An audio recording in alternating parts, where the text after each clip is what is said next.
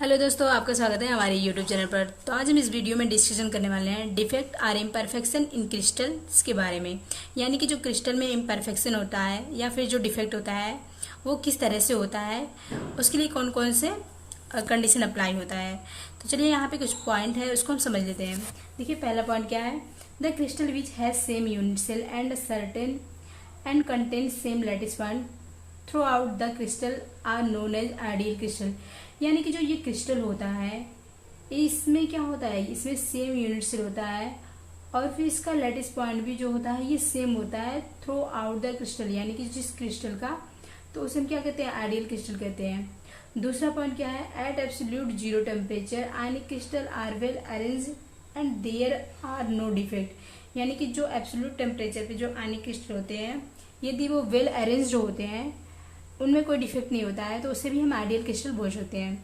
अब देखिए तीसरा पॉइंट क्या है, with the rise in temperature number of defect increases, number of defect per centimetre cube at a given temperature is given by the equation. अब देखिए यहाँ पे जो नंबर ऑफ जो डिफेक्ट होते हैं वो पर सेंटीमीटर क्यूब के हिसाब से क्रिस्टल में बढ़ते हैं जब यदि हम टेम्परेचर को बढ़ाते हैं। यानी कि यदि हम 1 डिग्री सेल्सियस टेम्परेचर को बढ़ा दिए तो उसमें ये जो जितना इसमें डिफेक्ट इंक्रीज होगा, नंबर ऑफ डिफेक्ट जो इंक्रीज होगा वो पर सेंटीमीटर क्यूब के हिसाब से टेम्परेचर के साथ साथ भी वो भी इंक्रीज होगा। ठीक, अब इसके लिए जो इक्वेशन है ये है small n equal to capital N into e की पावर -w अपन 2kT। अब देखिए जो कैपिटल N है इसको हम किससे रिप्रेजेंट करते हैं, कैपिटल N जो है नंबर ऑफ लैटिस पॉइंट पर centimetre cube of the crystal से इसको हम रिप्रेजेंट करते हैं।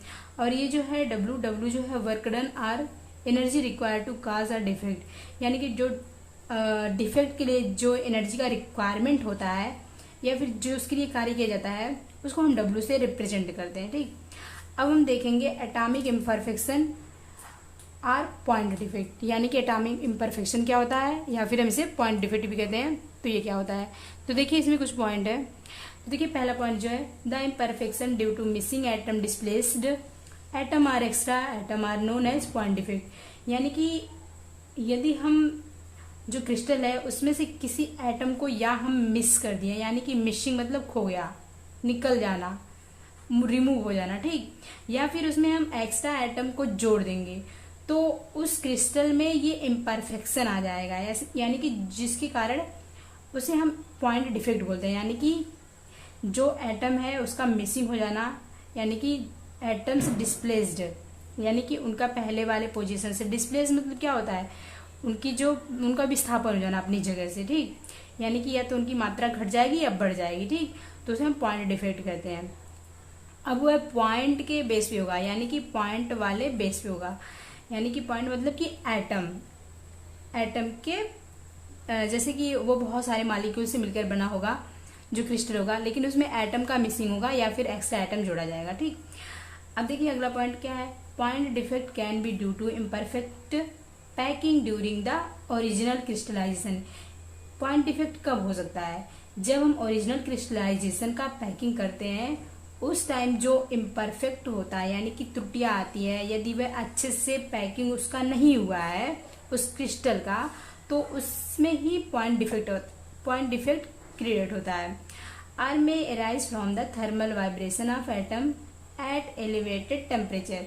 या फिर जो ये क्या होता है, इसको टेम्परेचर, यानी कि जब थर्मल वाइब्रेशन होता है, थर्मल वाइब्रेशन जब बढ़ता है तो एटम का जो थर्मल वाइब्रेशन है जब वह बढ़ता है तो उसमें टेम्परेचर का भी एलिवेटेड होता है। यानी कि जिस टेम्परेचर पे वो क्रिस्टल बन रहा है तो उसमें थर्मल वाइब्रेशन होता है। ठीक, तो उसके कारण क्या होता है, because with increase the thermal energy, क्योंकि उस टाइम जो थर्मल एनर्जी होती है वो इंक्रीज हो जाती है।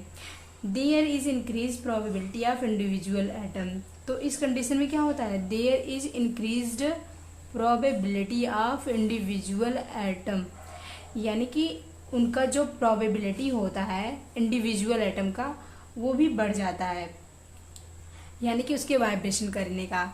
तो उस कंडीशन में क्या होता है, जो एटम होता है वो अपने लोवेस्ट एनर्जी पोजीशन से जंप कर सकता है। यानी कि यदि हम क्रिस्टल का टेम्परेचर बढ़ाते हैं, यानी कि तो उसमें थर्मल वाइब्रेशन होता है, थर्मल वाइब्रेशन के कारण जो लोवेस्ट पोजीशन पे यानी कि लोवेस्ट एनर्जी में जो एटम होता है उसका भी वाइब्रेशन बढ़ता है, जिसके कारण वह जंप कर सकता है। जंप करने का मतलब वह निकल सकता है अपने क्रिस्टल वाले यानी कि ढेर सारे मॉलिक्यूल के बीच में, तो अपने क्रिस्टल वाले पार्ट से निकल सकता है, तो वहाँ पे भी पॉइंट डिफेक्ट हो जाएगा।